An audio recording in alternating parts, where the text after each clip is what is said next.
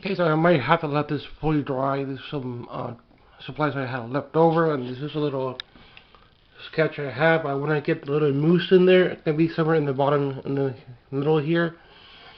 Uh, landscape, Alaska. So horizons. So I'm not sure if I have to let this completely dry. We'll see how it'll work. But it's a new approach I'm trying to work with. Maybe come next year, I could try to do a little bit more landscapes. But for now, I think I'm going to keep these as little sketches. So I need to get that peak in there. A couple of little bumps and peaks along the way. Another little peak here. And goes off this way. Comes around a little bit, shading. So I might have to fully let this dry, but I'm getting the technique I want.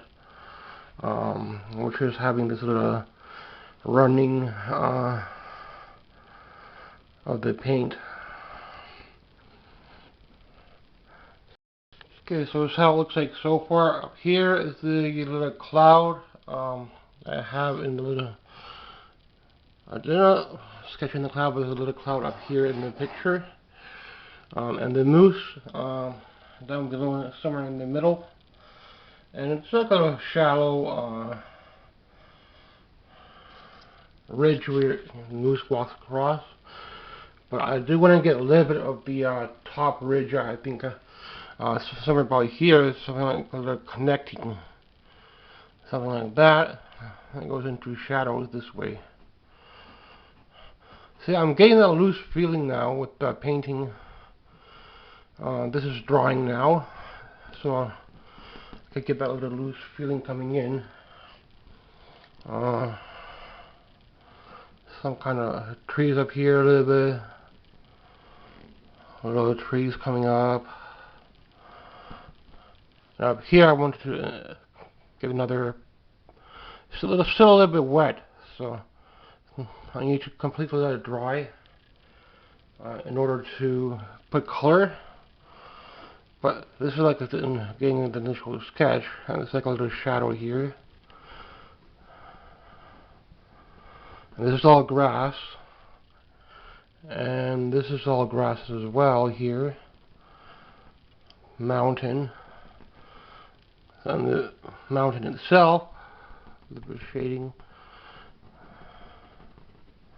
So this is all a grass area of the mountain, and a little bit of the stones.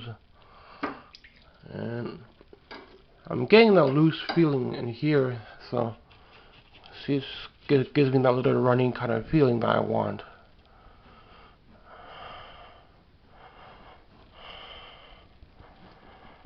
A little bit of shading here and there with a smaller brush.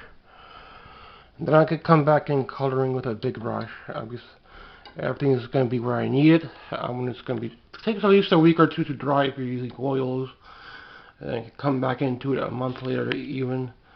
So to do painting, so yeah, acrylic dries a lot quicker, but oils are freaking expensive. Even little small tubes are almost $10.